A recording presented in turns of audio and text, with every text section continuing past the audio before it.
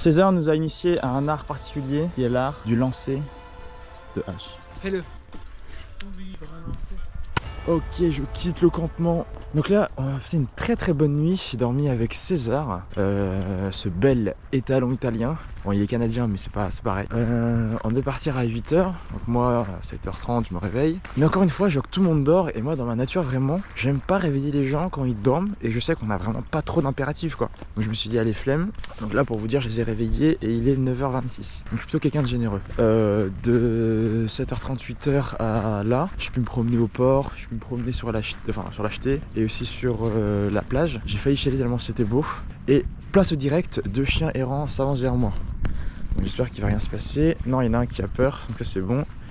Et le deuxième a l'air d'avoir trouvé un truc par terre. Donc c'est bon.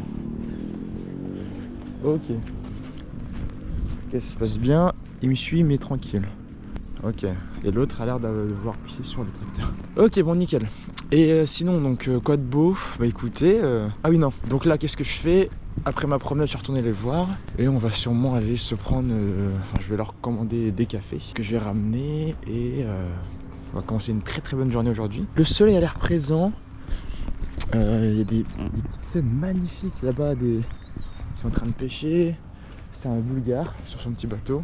Là-bas 2-3 autres messieurs qui pêchent aussi. Ce matin quand je suis allé au premier café prendre de l'eau, il y avait un petit chaton tellement mignon. Oh là là, désolé hein, c'est peut-être pas ce que j'étais venu chercher en regardant cette vidéo, mais c'était vraiment quelque chose de... un moment très particulier. Le chaton était seul, donc je me suis dit putain il est abandonné, sa mère l'a laissé, tout le monde s'en fout parce qu'en Grèce il y a énormément de chats et de chiens errants. Et dès que je le touchais il me faisait des câlins d'amour, des papounes, À un moment, le chien manque d'affection et qui donne de l'affection. Donc je suis resté avec lui peut-être 15 minutes, je lui ai donné un peu d'eau et au final sa mère est revenue. Donc en fait j'avais l'impression d'être son maternel, enfin son paternel plutôt. Mais il avait déjà quelqu'un qui s'occupait de lui donc j'étais un peu jaloux de la mère. Regardez-moi cet amour.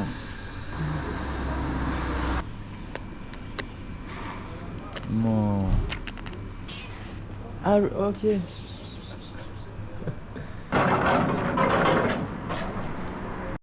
César nous a initié à un art particulier qui est l'art du lancer de hache. Fais-le. Observez bien le mouvement du Seigneur. C'est un étalon italien qu'on a ici. Il est canadien mais c'est pas. Oh, elle s'est accrochée et elle est restée dans le bois. Regardez, regardez. Observez-moi, mais on fait un film là.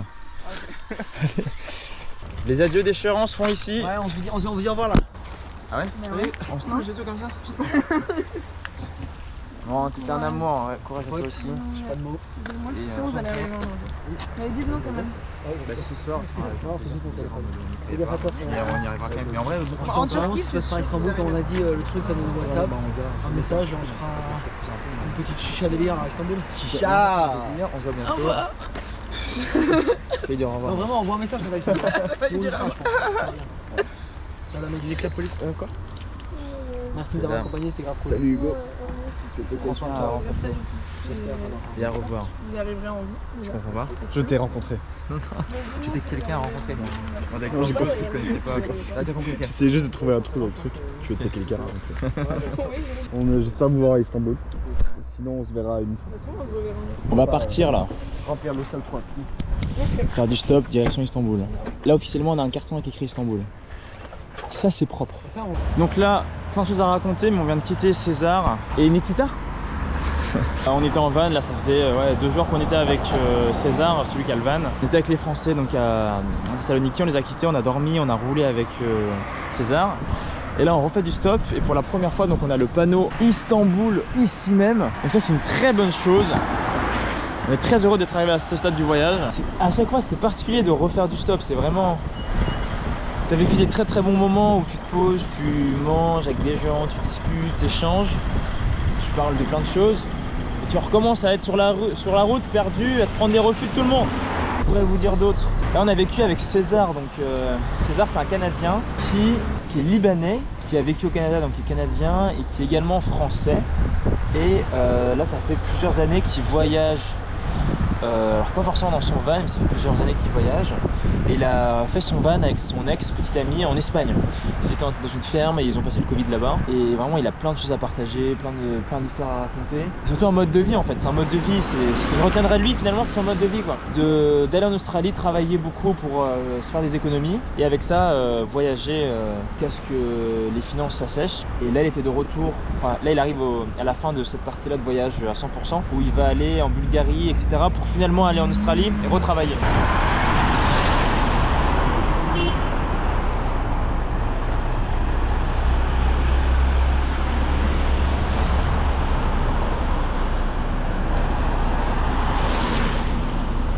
Et ouais, on a beau sourire, ça ne marche pas.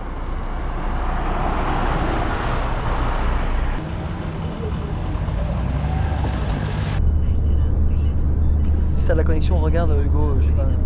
Close of the border. Close of the border, we are. The best it is. Je crois qu'on va dans le marché. We will need to walk from the border, I think. C'est seulement 13h. Et là, je suis en train de vérifier, il faut que je regarde. Si t'es d'accord, regarde. On est vraiment pas si loin que ça à pied. Γιατί θα είναι πιο εύκολο να βρείτε άλλο αυτοκίνητο με autostop. Je voulais sur cette route. Ça sera plus facile de trouver une autre voiture pour faire du stage qu'en Turquie. Ah. Ok, bah je veux dire que c'est trop compliqué. On a déjà essayé les autoroutes et que c'est trop compliqué. Hein. Oui. Et du coup, il faut quand même se mettre en ville s'il pleut quoi. T'en penses pas? Voilà, il flotte de ouf. Ouais. Bye bye, thank you. Bye bye. Thank you so much. Bon allez, on y retourne. On y croit.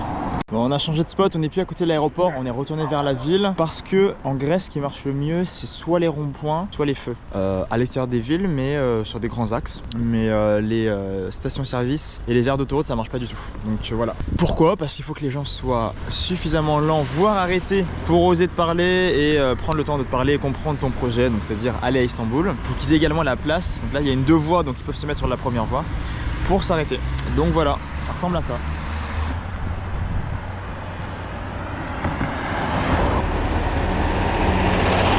Ce qui est chiant sur cette route, c'est qu'il y a vraiment personne en fait. Tout le monde va dans l'autre sens pour rentrer dans la Grèce et aller dans la grande ville. Mais en vrai, peu de gens s'éloignent de la Grèce et se rapprochent de la frontière quoi. En tout cas sur cette route. Oh, il y a le faux lac.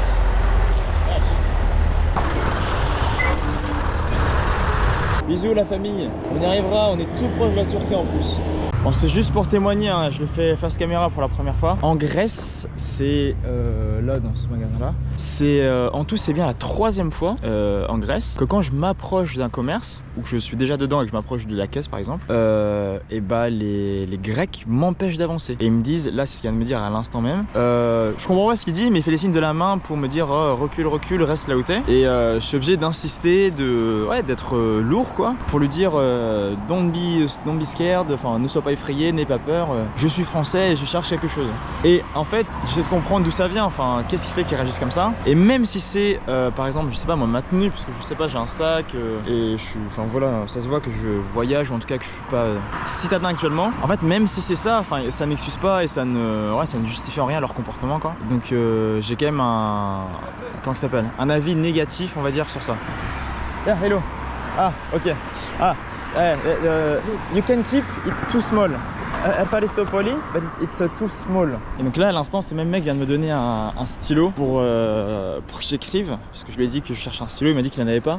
Mais il est retourné dans son magasin en recherchant, il me le donnait. Donc j'avais bien envie de dire, oh finalement, les Grecs sont sympas. Mais c'est 2 choses différentes. Une fois qu'il a compris que j'étais pas un connard, il est d'accord pour m'aider. Mais le premier avis qu'il a, sa première impression qu'il a de moi, c'est quand même, j'ai pas envie de te parler, tu m'effraies, je me sens pas en sécurité quand t'es là. Éloigne-toi quoi. Et ça, en vrai, je leur excuse pas. Ça peut s'expliquer par plein de choses, mais c'est un comportement inadmissible que j'approuve pas du tout. Les Grecs sont pas du tout tous comme ça, mais de fait peut-être de leur position dans le sud de l'Europe et qu'il y a des afflux de réfugiés qui viennent peut-être directement dans leur pays en premier. Ça expliquerait la chose. L'origine de cette réaction viendrait peut-être de là, mais c'est pas parce que quelqu'un est réfugié qu'il faut forcément mal lui parler quoi. Au contraire.